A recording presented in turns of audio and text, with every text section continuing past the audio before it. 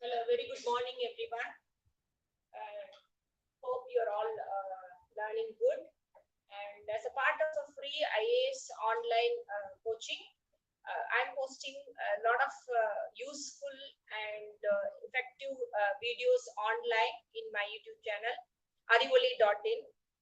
In that series, right now, I'm going to discuss with you how to prepare for 2021 preliminary and effectively read a big book called India Yearbook 2020.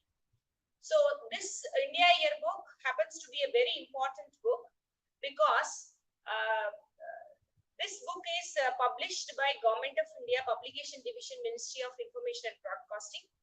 It carries very authentic information, and this book is available in a PDF format, and you can buy it from Amazon or Flipkart, or you can download it from the government websites. So it is available everywhere. But the main problem with this book is it is a bit voluminous, in the sense it has more than 600-700 pages, and at the last time and the last minute you cannot finish this book. Many institutes have come up with a short version of this book, but still I would suggest you that you buy it in a hard copy, which costs you around maybe 270 rupees or 300 rupees, including your package charges, and try to read the book from top to bottom. So in this book, when you see the chapters, we have around 31 chapters, you can see, and all chapters are almost important, because we cannot segregate that this is important, that is important, because some chapters are very easy to read, which you can have one reading at least before going to the examination. Now in this video, I'm going to tell you how to read and how to take reference material for this book, so that in preliminary almost like 10 to 15 questions are coming from this book only. Not only for prelims, for mains also, you have to read and take some statistics, important statistics and facts from these books. So I would suggest you, this is one of the must-read book for preliminary 2021. So now let me go through only 5 chapters in this video. The next week video, I'll be going through the next 5 chapters. So first 5 chapters we are going to cover in this video: how to study, how to take notes, what are all the important points, and how to revise the subject, and how to read the diagrams, charts and flow charts or analysis given in the chart. So the first chapter is Land and the People. Can you take to the next slide? Land and the People.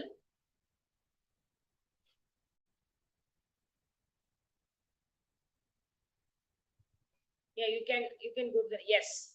So in this, how we are going to read this book? Number 1, important topics. Important topics, I have already told you some of the topics like environment, finance, commerce, defense, youth affairs, rural development. These are all very important topics, because majority of the topics are given or loaded with some of the important government schemes which are very popular, because scheme based questions are very popular nowadays. So it's better to read from this book. Second thing is analysis of charts, diagrams and groups. See, whatever happens, you have to understand and compare it with the previous year figures. So this book gives some of the key analysis. Suppose, for example, in agriculture, if the production of meat compared to the last year and this year has increased, so it gives a clear analysis through graphs, and it gives you the reason as well as why it has been increased, why it has been decreased and all. So majority of the questions, like statement type questions in preliminary, comes from this book.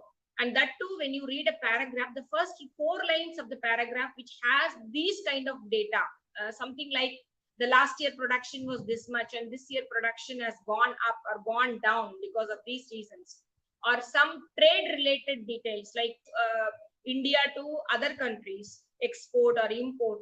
because these are some of the statistics which are being regularly asked in prelims are from these books. So better you can do an analysis for yourself by taking the printouts of the previous year question papers from the upsc.gov.in website, and try to understand what are all the important questions being asked from the India yearbook. So self-analysis at least for an hour, I would recommend you to go through. The fourth point is understanding the statistics, which I have already told you. The fifth is the references. How to take references from this book, or how to go for further references after reading this book. For example, if they are dealing with an international organization, if they are dealing with a culture, for example, if in the culture chapter, there's a chapter called Culture and Tourism. If they are dealing with some of the important organizations which are associated with the culture, Sahitya Academy, Sangeet Natak Academy and all. And if particular year the Sahitya Academy is giving some important awards to some of the artists or some of the literature thing, then you have to refer back to the current affairs part for that. So in this way, this book serves you as a fundamental for going through the preparation for preliminary 2021. And not only that, there is one more chapter called the current events, that is national diary, the last 1 year events being consolidated and given in the last chapters, which is also very useful. So you can go through and read. Some of the factual and direct questions are being taken from that. Usually we take the yearly roundup from various magazines and newspapers, but apart from that, this book also carries some vital informations with respect to preliminary. So I would recommend that in the last chapter, you have to take the diary, the important happenings of the last year. You can go to the chapter-wise analysis now. Land and the people. Can you go to the next slide, please? Yes.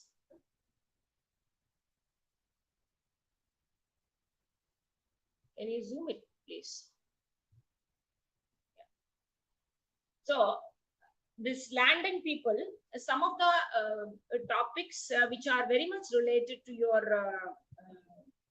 general knowledge, as well as about geography is being asked. So already I have put one more live video last week regarding how to prepare for the geography sessions, and it is available in arulmathi.in YouTube channel. You can just go and have a look how to do a map reading, as well as how to read and understand the geography from the preliminary point of view. And in this chapter, land and the people, longitude and latitude being given, north, south, and east, west. These are all some of the very small facts, but in spite of that, some questions are being asked from these facts, whether you know it very clearly or not. Some of the tricky things being asked, for example, if it is north to south is 3,214 kilometer and east to west is, the extent is 2,933 kilometer.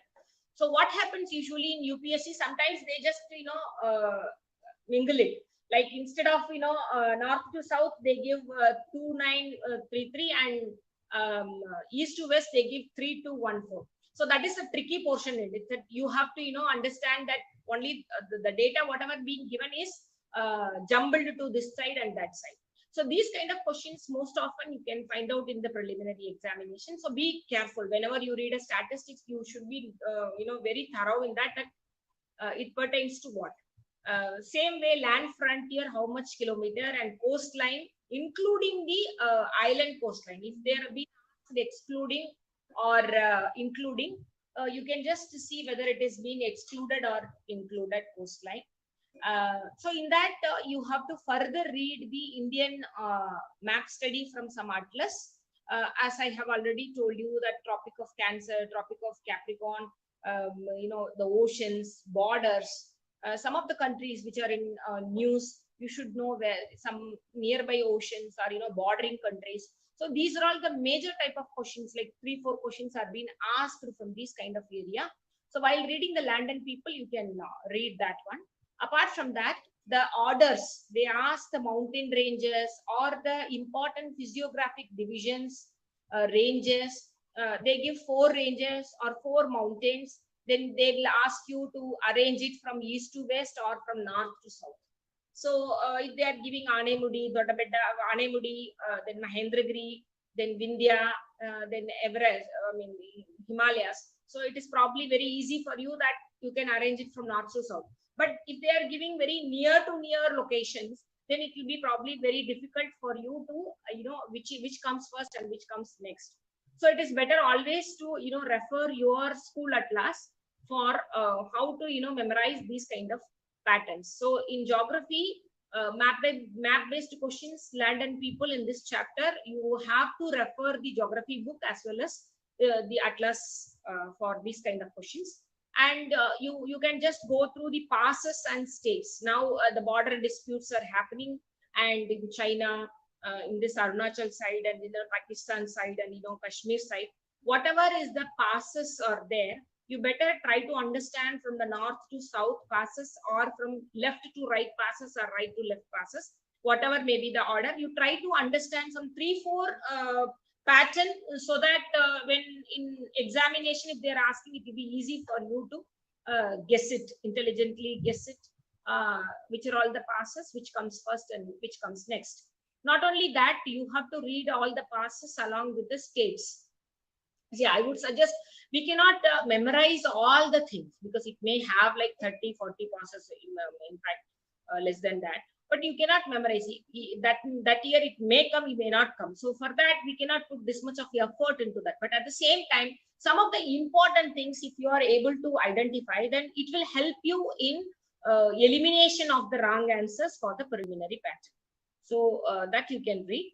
And river systems, so in online, lot of materials are available for the river systems. It is better to stick on to a particular authentic school atlas and go through the rivers, important rivers which are in news, the origin, the tributaries and distributaries. Mostly these type of questions being asked, like which among the following is not a tributary of Godavari, which is not a a distributary of a particular river, or which among the following is not being drained into Arabian Sea, which is not being drained into Bay of Bengal. So these type of questions are very general questions. Unless until you have, this cannot be memorized. See, you have to virtually see the map and try to frame a picture in your memory that these kind of questions being asked, and for that I have to remember these facts.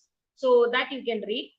Some of the rivers are not being drained into the sea. They are called inland drainage, which are being drained inside the land itself. So I have given some example in this book. It has been written. So these are all some of the important things. And then this chapter talks about flora and fauna. Flora and fauna is a very big chapter as such, but in this they have covered what are all the divisions majorly found in India and the species spread. So 2% of the world's total land surface is for India, but at the same time we are having almost more than 7%, 7.5% of the species of the world. So the species diversity is more in India. That's why we occupy a very important position in the ecology, world environment. At the same time, what you have to read, there is a separate map in the atlas called some international and national parks and biosphere reserves, etc. So you can just go through and try to memorize through state-wise. And we at the same time, we cannot memorize everything. What are all been in news recently and adjacent places like that, you can just find out. Soon we will be doing one more video on monthly current affairs, how to read a monthly current affairs and all. So you can just get a help from that video also. Now in the flora and fauna, majorly you have to concentrate on some of the national parks and some of the biosphere reserves which are in current news, the particular state, and what are all the important animals, a specific animal related to the particular national park or biosphere reserve. And then some national park and biosphere reserves are in the boundaries, Madhya Pradesh and Maharashtra, then Madhya Pradesh and Jharkhand. So it may have some kind of border boundaries. So that and all you need not worry. You can just try to identify which are all not in the boundaries and try to remember those things. And not only that, when it comes to this, there is a separate chapter called Environment in India Yearbook. While we go to that chapter, I'll be explaining you later. But in this also, you can just go through the endangered species. What are all the endangered species? What are all the nearly extinct species which has been declared by IUCN and all. So these are all much more related to your current affairs thing. Otherwise, in this India Yearbook, the Land and People chapter is very, very a simple chapter, which I have covered in one slide. So you need not worry much about this chapter. Only this much you can cover in first chapter. Okay. Go to the next slide, please. Can you move it to the next slide? Yeah. Now, in the same chapter, there is an important topic.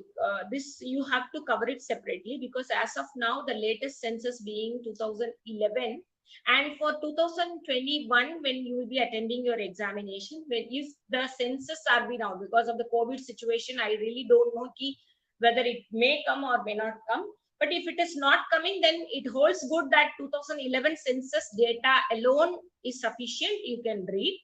And what is the importance of this 2011 census? How many states been covered? Whether Jammu Kashmir been covered or not? So some of the important things which may form a question that you have to read, whether it is a 15th census or 16th census, kind of questions, because it's very tricky.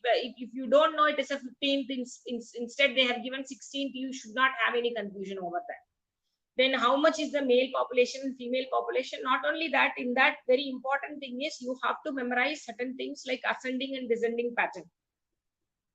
You cannot memorize all the states and union territories, but of course you have to remember top 3 or top 5 states and union territories, and the bottom one, the least one. For example, if they ask you which is the highest, which state or which union territory is very high in literacy rate or female literacy rate, of course you have to memorize at least 3 states, whether it is Kerala or Lakshadweep or Manipur or whatever it is. You have to remember that pattern. At the same time, if the Bihar is the least literacy rate, or female literacy also very less in Bihar, then the bottom one has to be remembered. So not only for literacy, you have to remember it for population density, sex ratio, infant mortality rate, maternal mortality rate, and everything. So some of the important key factors. Number one, you have to write a 3 tabular column. In the first tabular column, you write the Indian average, like how much is the average for India. For example, if the population density average is 382 per person per square kilometer, if it is that average, then you keep it. At the same time, which state or union territory has the highest population density? If it is like Delhi or Mumbai, then you have to mention it is the top one. Which is the least one? If you say that Arunachal Pradesh has the least one, or next one is the Rajasthan, something like that, then in the third column you have to mention. So first one is the average for the entire India, and the second one is the top performing states and union territories, and the third column will be the least performing states or the union territories. You need not write like last 5 and all. You may just write last 2 or last union territory and last state. That is more than sufficient. So in this pattern only, you have to read the demographic data and census of India. And always you try to compare the 2001 to 2011 census. I would not say that you would memorize the 2001 census data also. Sometimes it is been asked that in the 2 statement type of question, in 2001 census, the population density was this much, and 2011 it has seen a decadal growth of 17.72%, which is being given in your India Yearbook. So for these type of questions, of course, you have to compare and analyze and study the previous census also. So this you can find out and prepare a chart also and keep it for yourself for ready reference. And suppose if you are not able to memorize all the patterns, you can keep some analogy, some story type of things to memorize the top 5 or bottom 3 states and union territories.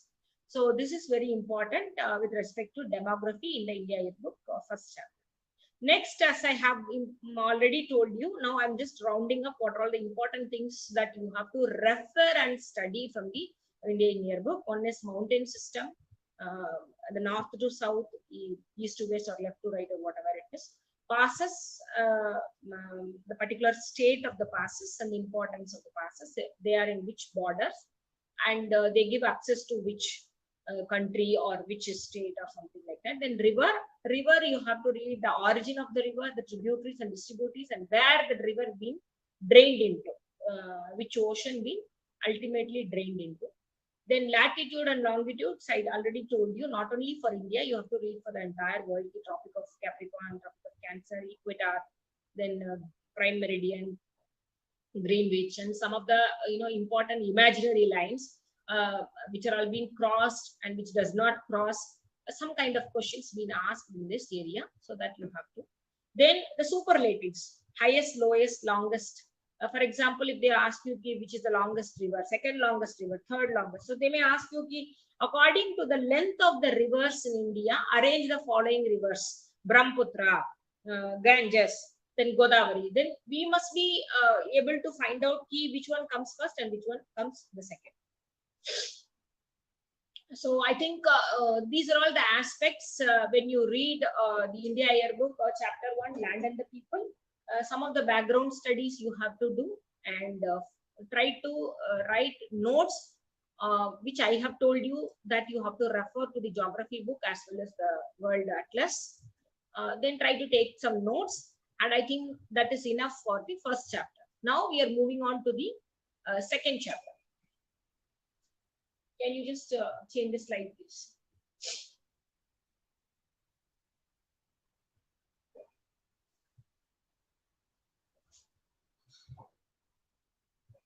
Yes, the second chapter is, again, it is a very easy chapter in India Yearbook, the national symbols. See, most of you may not find it is very interesting to listen to this kind of sessions, but it is very important to know that IAS is not a spoon feeding thing, number one.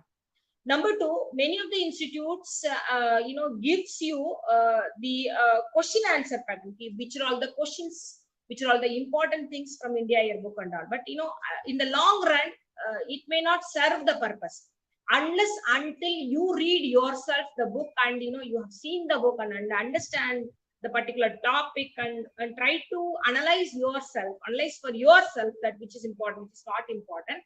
Then only I think your preparation will be easy for mains as well as for the interview, because how much you are very dependent on the ready-made spoon-feeding material, it is not going to serve you in the long run. So I would suggest you that whatever tips I'm giving, how to read these chapters in India Yearbook, better you follow this one and try to read it for yourself.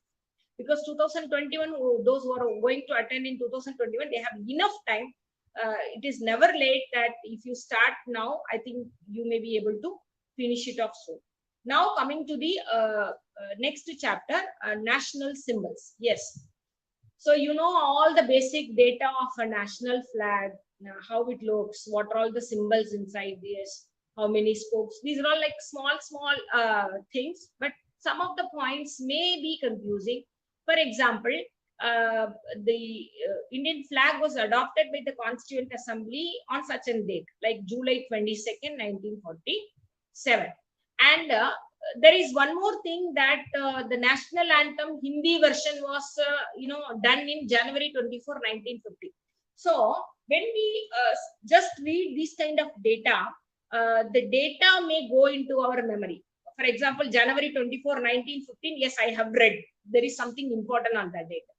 The same time, I also remember that July 22nd, 1947, also I have read something. So it is also very important. Now the confusion comes, for which this date is important and for which that date is important. Whether this July date is for national flag or that is for national anthem. This is the silliest, mistake we make in the preliminary, because we have not given enough revisions to this kind of chapters. So it is always better that these kind of dates, when you want to memorize, you please underline in your hard copy and try to read it 2 or 3 times. this Pingali Vengaya who designed, this flag has been recently asked also.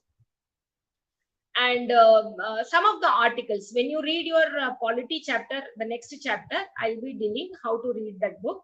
But here, some of the chapters and some of the articles which are relevant to our national symbols. Our national symbol includes everything, like national anthem, national song, national flag, everything. But the constitutional provision, some of the things are being mentioned in the constitution is your national flag, that is 51 capital A of A, and some of the acts which prohibits the improper use of our national anthem and national flag and the national symbol and everything. So these acts, at least you have to remember that Emblem and Names Prevention of Improper Use Act is 1950. Prevention of Insults to National Honor Act, Flag Code of India. So when the flag has to be, kept in the half mast, if some important persons are, died, and if the government of India mourns for the particular person and it declares, then only the Indian flag has to be kept in the half mast. Otherwise, we cannot do it on our own. At the same time, you can read, this is, from the school books also it is available. Dr. Sarvapalli Radhakrishnan has given the importance and the significance of the colors of the flag. White color refers to what, saffron refers to what. So this may not be asked in your preliminary or mains, but sometimes, quite interestingly, during your interview, they may ask you anything, because some of the things we think that it is very simple, but many people have told me, my batchmates and the succeeding persons also, they have told me that they've asked me to say the preamble of the constitution. They've asked me to explain about our national symbol. These things seems to be very small and very silly, not silly, very simple things. But at the same time, as a citizen of India, you should know what are all the important things in it. So better you read all these things. Then can you please zoom the slide? Yeah. State emblem, that they have explained what is the meaning of all those things. It has been written, Satyamev Jayate, which has been taken from the Mundaka Upanishad. And nobody should use this State of India Prohibition of Improper Use Act 2005. No individual or private organizations permit to use the emblem. For example, in many of the government vehicles, we see some kind of emblems, whether it is permitted or not. And some of the politicians also do use this kind of emblems. If they are using the party emblems, it is different. But if they are using this government emblems, it is not as per law. The national anthem, it is originally written in Bengali by Rabindranath Tagore, and Hindi version came in January 24, 1950. And it was first sung in the Kolkata Indian National Congress session, INC session, December 27, 1911. And that year, I think Bishan Narayan B.N. Dar, he was the president of Indian National Congress. And the 52 seconds which has been given is the rendition period of the national anthem. So some of the important things in theaters also nowadays this been sung. So that is, I think, a shorter version of it. In theaters and all, now it is not for 52 seconds. The shorter version is being sung. So some of the things important to the national symbols are covered in this chapter. Move it to the next slide, please. Can you move it to the next slide? Yes.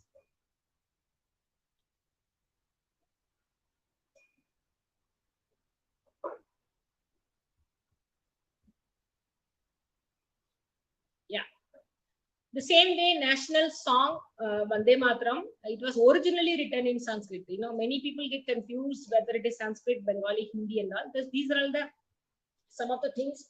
When you read your preliminary question paper, every word is important, because on general, when we are in a very stressed manner writing the examination, when it is being given national song Vande Mataram, written by Bankim Chandra Chatterjee in Bengali or in Hindi. So usually we think that everything is fine. But the tricky part of it, it has been written in Sanskrit, but here it has been given as Bengali or Hindi. That is the wrong thing. Statement 1 is wrong. But other facts which has been given are right. So you have to keep your mental attitude very, very cool at the time of examination. Otherwise, you are more you have more tendency to do these kind of careless mistakes. Okay, so many time most of the students who are very deserving candidates and very hardworking candidates, because of some internal stress and they are not able to cope up with the situations at the time of writing the examination, if they commit more than 3 silly mistakes, not more than 3, even 2 silly mistakes, if you commit them, you are losing the chance of getting cleared into the preliminary examination. So be careful when you attend the examination. Be cool, because you have already studied for 1 year, and whatever you have studied, to your conscious, you have done your preparation well. So now it is ultimately that don't worry about the results and try to perform better on the examination hall. So that is very, very important.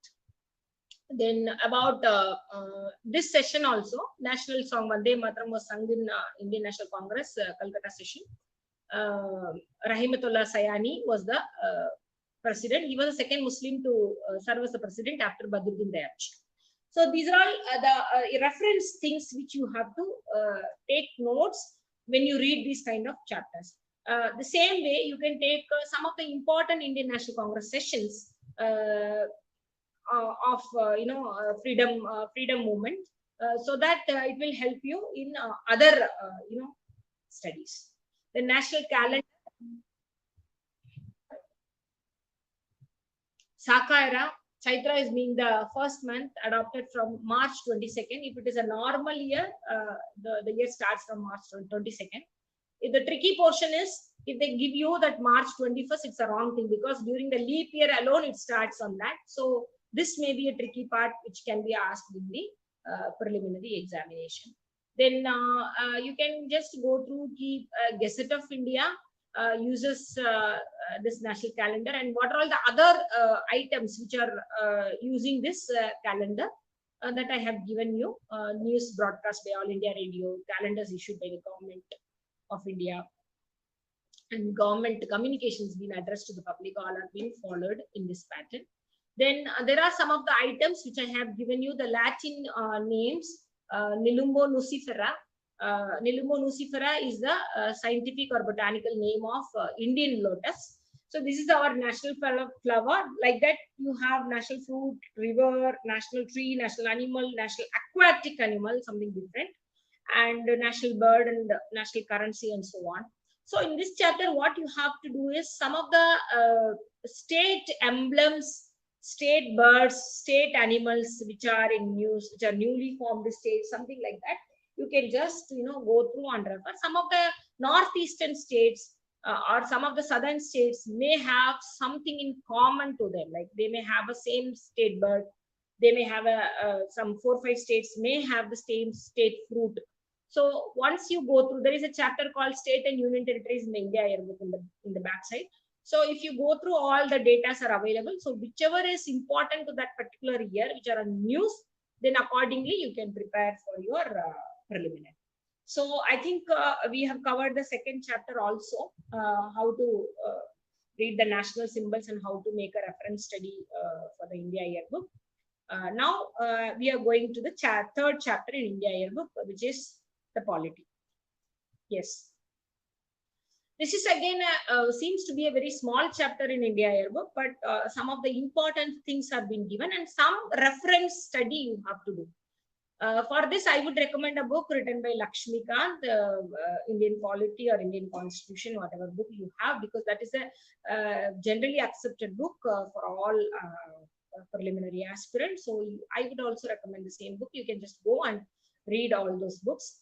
Then again, these are all some of the important dates: November 26, 1949 and January 26, 1950, because one was the date adopted and one was the thing came into force, the constitution came into force. So the both they may jumble it and give. Then some of the important articles which they have given about the president's power and other thing. Parliamentary committees, they have briefly discussed in this chapter. For that, I would recommend that you prepare what are all the parliamentary committees. and how they are constituted, how they are dissolved, whether some of the committees are permanent in nature, some of the committees are ad hoc in nature, some of the committees are special purpose. So you have to identify which one is how it is constituted and what is the purpose it serves. Apart from that, some of the committees has exclusively members from the Lok Sabha, exclusively from the Rajya Sabha. Some have the mixed thing that they take members from both Rajya Sabha and Lok Sabha, and some committees may take members from the outside also. So these are all the differences that you have to study separately and take notes separately. And there is a government website, loksabha.nic.in, rajyasabha.nic.in. So if you go to that particular website, you may find it very interesting that what are the latest committees being formed, the purpose behind it, and the latest recommendations of those committees and all. So whenever you visit a government website, whenever you visit any website, there is a link called archives. There is a link called referrals. There's a link called what is new. So I always suggest that when you go to the home page of a particular website of a government of India, of any ministry, of any department, then you find out their mission, purpose, and always there will be a tag called what is new, important schemes and all. Because most of the magazines which are coming for the UPSC are preparing their material from these websites and news only, because they don't have any information. So every information is taken from the government and policymakers, which are being published in the government websites, whether it is a press information bureau or whatever it is. So it's better you refer and go to this website and take the data as a primary data instead of taking it from the other sources. I would always recommend that you take it from these kind of sources, so that some of the things which has been missed out by the magazines and in other institutes, you may not miss it. When you read, you will be able to find out which is important for you, and you may also be able to find out which is not important, why to study unnecessarily, so that you can leave it and study. So some of the websites I'm giving you here and there, you can go and refer.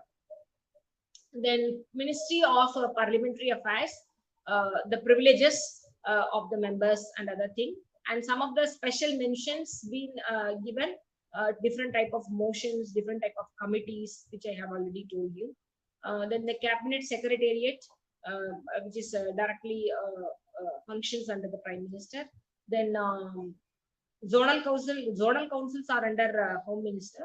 So National Authority for Chemical Weapons Convention, it's a multilateral international treaty which outlaws the production, stockpiling, and use of chemical weapons and their precursors. So some of the important international conventions and protocols being asked regularly. So for this, you have to find out what is the background of the convention, why it came, and how many countries are signatory to the convention. Whether they are simply signatory or they are binding by it or not, or some of the conventions are advisory in nature. If you do not bind to that particular convention, what will happen? If it is how many conventions that India is a signatory, and what is the latest commitment that India has given to the international forums on these topics. And some of the conventions or organizations, their headquarters being also asked. So this as a separate international organization and institutes and important updates on those things are being asked.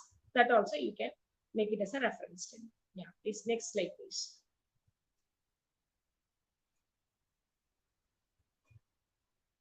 Can you move to the next slide, please? Yes. National Disaster Management Authority. Now, most of the time, this authority is a very important authority, and now this because of this COVID situation, again it is playing a very important role.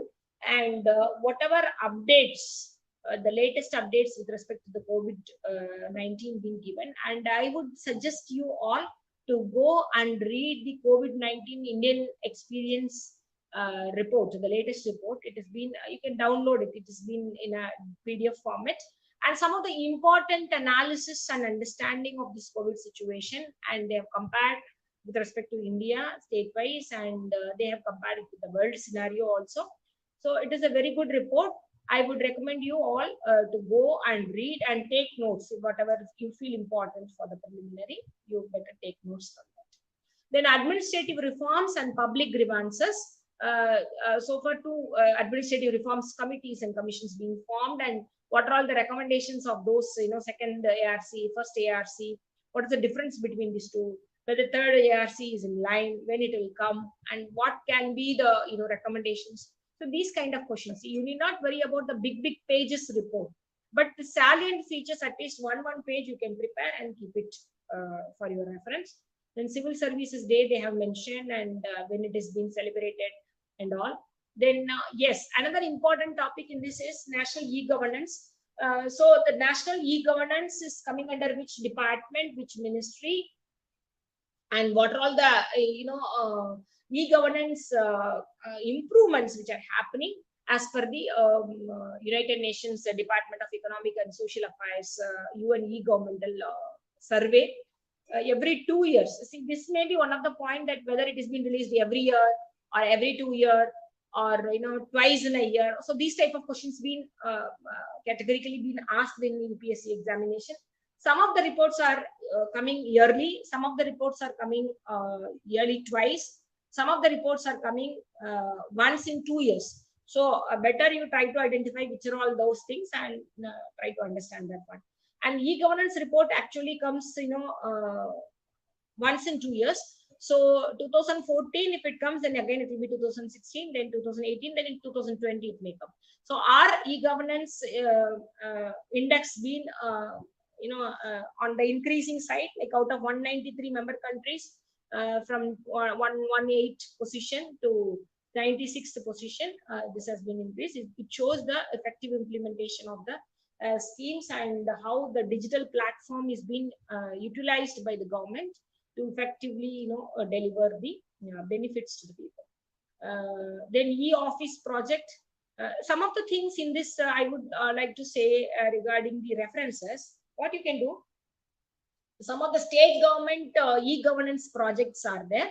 So you can just read what are all the e-gov. So for example, if it is a land document, then whether it is the land document is being computerized for the particular state, or some of the schemes are digital operating mode. So some of the important schemes of the particular states which are currently in news that you can refer and take it from that side. Then there is another organization which has been dealt in this chapter, Commonwealth Association for Public Administration and Management, CAPAM. CAPAM is headquartered at Ottawa, Canada. So what is the purpose of this organization? How many members are there in this organization? India is also a member. When it came and when it joined, and what was the latest member to join in the organization? So these are the typical questions. Whatever may be the international organization, they ask you these type of questions. The organization, how many members, how many signatories, who are not yet members. Suppose some 5 neighboring countries are members, only one country is left out. That may be the question. Then who was the latest one to join? Who was the latest one to withdraw from the particular organization? So these kind of questions may be asked. Then in this chapter, again, they have discussed about official languages, articles related to the propagation of Hindi and how to promote Hindi in other official correspondence and other things. So what is the difference between 343.1, 343.2, 343.3? So these things you should remember. And I have already discussed you the zonal councils and who is the chairman of the zonal, not prime minister, it's a home minister. So some of the tricky things, usually we think that zonal council are headed by this thing, but no, some of the things are not headed by prime minister. So you have to find out which are all not headed by the prime minister and try to remember those things. So these are all the important areas of India yearbook polity. Now coming to the 4th chapter, which is again agriculture. This chapter is also having a lot of reference material to be referred from your geography book, particularly economic geography, land and the people book. So you have done the human geography also to some extent. So have that book side by side, and some information that you have to take it from your budget, some information you have to take it from your schemes, Some information you have to take it from your economic survey with respect to agriculture, and some of the schemes been announced by the Prime Minister of India regarding the welfare of the farmers and agriculture, latest one. So all this you have to take it as a reference study when you read this India Yearbook chapter for agriculture. So how many percentage of population are engaged in agriculture and allied activities as per the census 2011? So 54.6%, and they contribute almost 17.44% to the GVA. Sometimes they ask GDP or kind of stuff, so it is GVA, gross value added, and which has been brought to the current price of 2016 and 17. Sometimes they may ask this also. Without giving current price, they may ask you, or with giving the current price as a separate year also, they may ask you. They may just confuse you, that's all.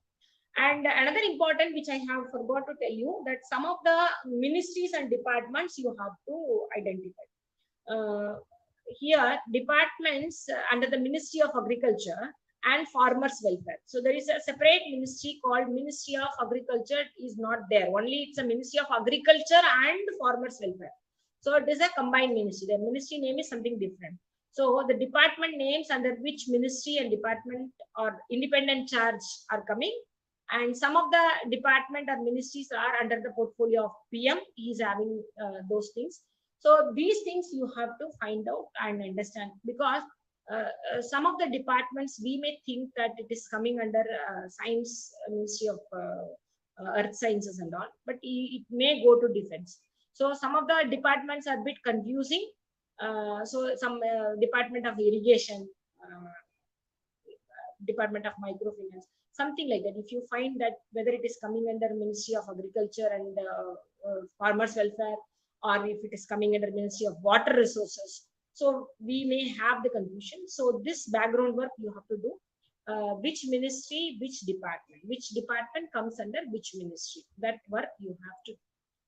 Then some of the important schemes, Pradhan Mantri Krishi Sinchai Yojana, it's been already asked, per more crop per drop is the motto of the scheme. So every scheme, when you read 3-4 points, you have to keep it in your mind. One is the scheme name, the motto of the scheme, the purpose of the scheme, or what is the purpose, and the scheme was introduced first in which state, and how many phases the scheme is there, if it has been phased out manner like first phase, second phase, third phase, and what is the budget allocation of the state of the scheme, and whether state and central government both share the allocation, or it is totally 100% fully sponsored by the central government or not, and who are all included in the scheme, who are all the beneficiaries of the scheme, who will not be covered under the scheme.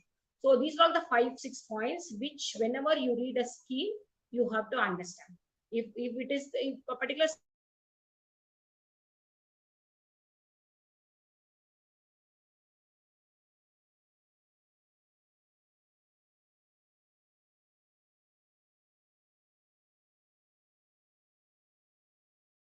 comes to the schemes, it is always better to read in this way, which I have told you.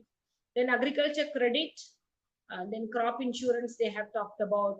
Then some of the schemes, when you read, they would have subsumed in earlier schemes. They have merged or they have bifurcated. So these are also very important points. 2 schemes would have merged now to form a new scheme, or 3-4 schemes would have subsumed into a big scheme, or some big scheme would have been bifurcated into 2 different schemes. So what are all the things happened in the recent alone will be sufficient. For this, I have already told you to go through the government website and find.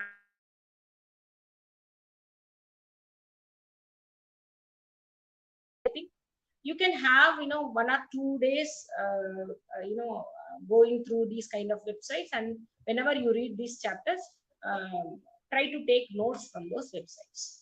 Then Indian Council of Agriculture Research, how the role of this institute in green regarding statistics also.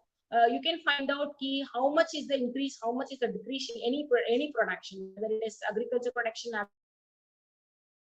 Find out the statistics and understand the pattern. And again, they have given soil and water productivity, then global information system, how it helps protection and other thing, on what are all the important beneficiary cards being issued, like soil health card, kisan credit cards and other things. So that you have to read from this chapter, which year is being introduced, who are all eligible to get these cards, and what are the benefits if you have these cards. So like this, you have to understand and read those schemes. Please take to next slide.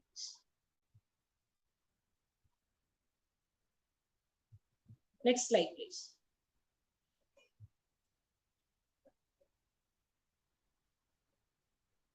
Yes. Coming to that, genetic resources, breeds, you may find out what are all the different Indian cattle breeds, crops, or whether foreign breed or Indian breed. Some of the names will be there. You try to find out and try to tabulate in one and try to memorize. Some may be a bad cattle field, some may be a buffalo breed, some may be a milching breed, some may not be a milching breed. So these things will be there.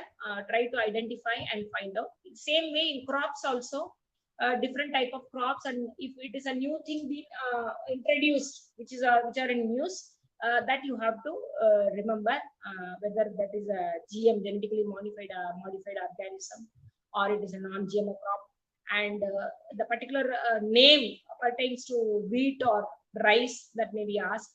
And general pattern may be asked like Rabi, Kharif, and Zaid crops, which are not like that. So these are all very important. At the same time, positions also been asked with respect to production, state-wise positions and international-wise India's position. For example, in India, if they ask sugarcane production being topped by which state, whether it is Punjab or UP or Tamil Nadu, or if the sugarcane production is in tons or yield wise, which is more, whether it is Tamil Nadu or UP.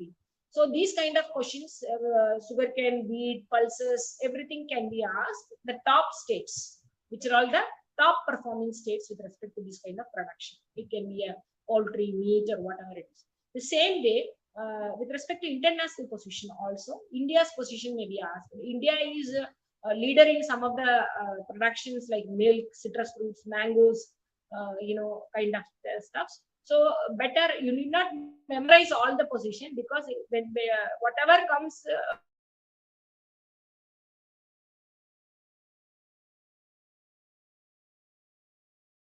that is more than sufficient. You read only the top 3 positions where India comes with respect to this kind of productions. Then you have to read about the National Livestock Mission. They have given the goal and targets for those things, and livestock health, how livestock, like human census, livestock census, how many years once they are being conducted, and how many is the population, all things being covered in this chapter. So you can read all these things. Now we are moving to the last chapter, the 5th chapter of today's video, that is culture. So this is again,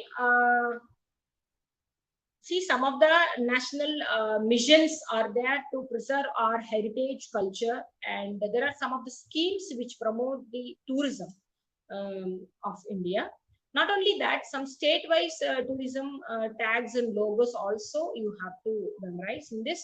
Now they have given the missions, 4 missions: National Mission for Manuscript, National Mission for Monument and Antiquities, National Mission on Libraries, and Gandhi Heritage Site Mission. So these are the 4 important national missions. And what are the important sites being covered in this, places being covered, and how many sites in India being identified as a UNESCO heritage sites, and what is the role of UNESCO in identifying these sites? What is a special status being given to these sites when it is a normal sites protected by our Archaeological Survey of India, ASI, or if it is a heritage monument protected site as per the UNESCO? So what is the difference between these two? That you can find out and study.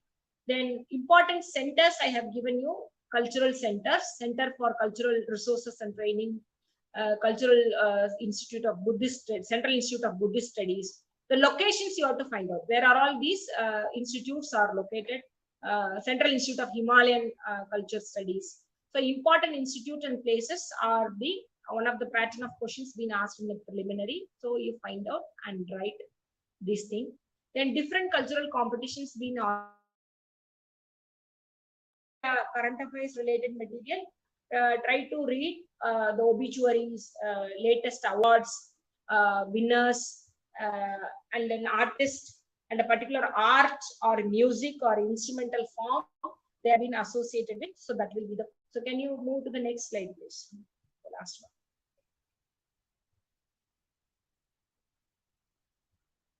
The next slide of culture and tourism.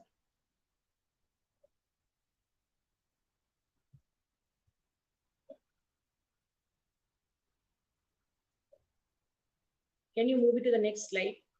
Yes.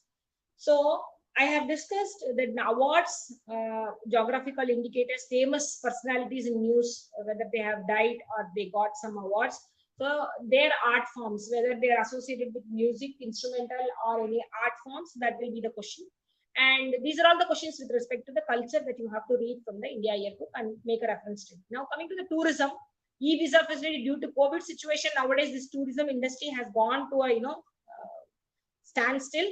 Now nothing is happening, but this is not going to be the situation forever. It will recover.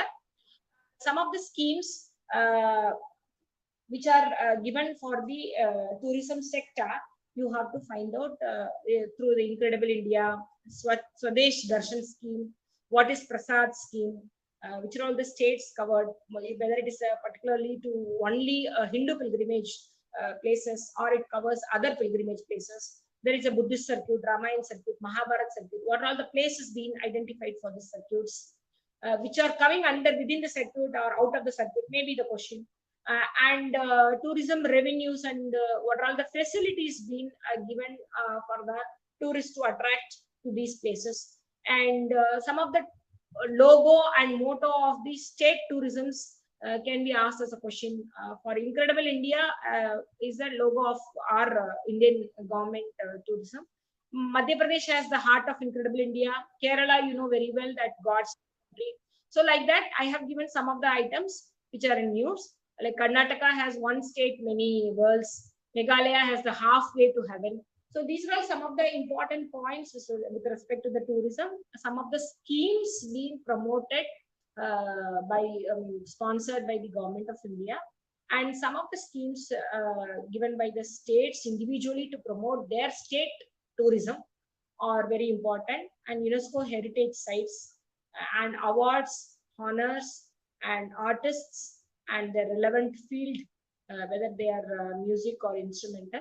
So these kind of informations are to be studied in a very systematic way. You have to take notes and refer. I think I have covered first 5 chapters of India Yearbook, how to read this chapter and what are the important topics in this chapter. And apart from this chapter, how you have to take up reference notes from your other sources to cover this particular chapters. In our upcoming slides and videos, we'll be taking you to the next chapters of India Yearbook. You watch our channel arivoli.in for more videos. I have put a lot of videos for Tamil literature optional also. The analysis and syllabus and pattern, how to read for mains examination and everything. Hope this would have benefited you. All the very best for all of you. Thank you.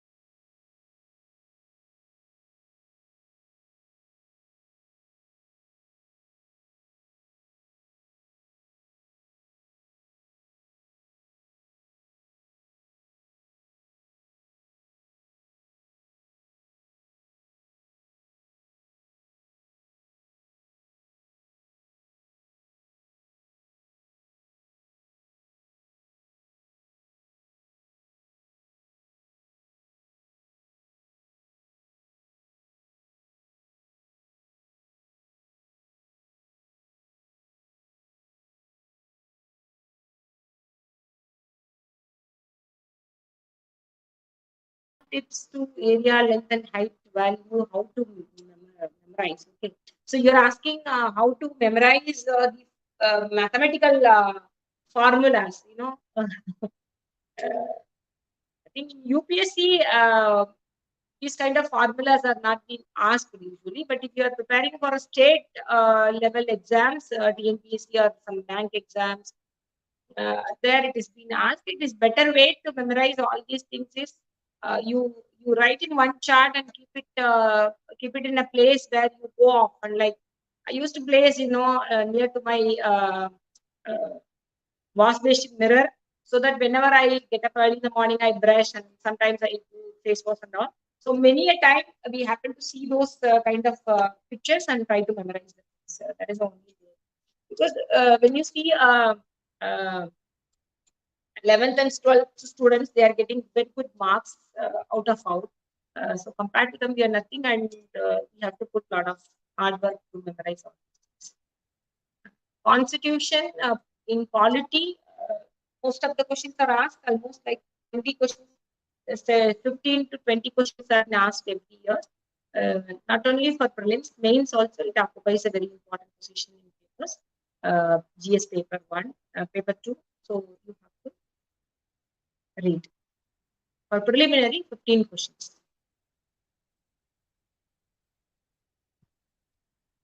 Yeah, I think enough. Last 1 year polity related article questions are enough because in that, whatever happened the last year also, some of the issues are being majorly covered.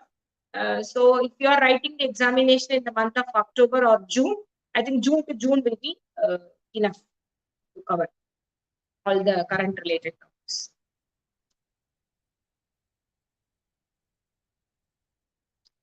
Corona related questions may come in UPSC, but it may come 1 or 2 questions. The entire questions will not be about Corona or COVID. 1 or 2 questions may come. They may ask you how this disaster can be handled if you are a district collector and you have this much of patience and people are not listening to the guidelines being issued by the government or the district administration. How will you make them to understand the following of these guidelines? Because nowadays, when government is saying that you have to wear a mask and you have to keep a social distance, I think till August or September it was bit okay. But now people are not afraid of Corona and they just keep moving in and they are found, very crowded in many of the places and they are no more afraid of Corona. So these kind of situations, they may ask you either in interview or in mails how to tackle this kind of situation and what will be your solution suggestion to improve the general preparedness for an epidemic like this. Yes, Berno. Daily, how many hours study depends upon your capability and your intake. For example, some people may be sitting with a book for 10 hours a day and only they'll read like 5 to 6 pages a day. Their concentration levels and focus are very less. But some people may sit for 20 minutes and they will read 5 to 6 pages. So, and retention also important. Like how much I read doesn't matter, how much I remember, that is very important, and how much time I revise. Till I go to my examination, I have to remember those facts. Not only till my prelims, till my interview, till I get my service, I have to remember all this which I have read. So it is the efficiency of the study which has not many factors, not only with how many hours you study. I think hope you have got the answer. It is not the hours which you study, it is the qualitatively how you study and remember the things. That is very important. If you study for 4 hours a day, fine. If you are remembering those everything, it is fantastic. Any other questions?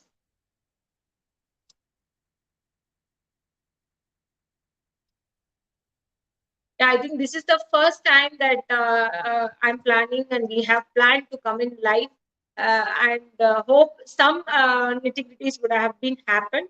And I think we will improve the technical aspects of it. And next live session will be a better session, hopefully. And in the next session, we'll be covering the remaining aspects of the preliminary as well as mains 2020 and 20. All the best. Thank you all.